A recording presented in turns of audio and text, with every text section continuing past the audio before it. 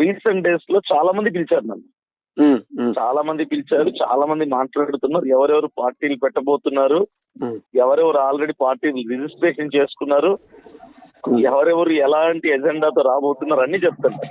అవును, ఎందుకు సార్ మన ఎందుకు రంజిత్ చౌదరి గారితో కూడా మాట్లాడారు. అవునవును, మాట్లాడారు కానీ అంత సీరియస్ గా తీసుకోవాలమ్మా సార్ ఆయన. ఆయన ఉంది.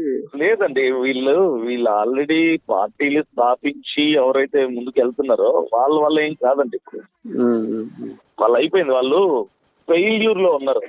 అవునవును, అవును సార్.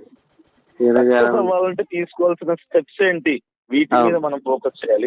మీరు డేవిడ్ గారితో మాట్లాడించినప్పుడు అన్ని విషయాలు నేను ఆయనతో డిస్కస్ చేస్తాను. ఖచ్చితంగా సార్, ఖచ్చితంగా.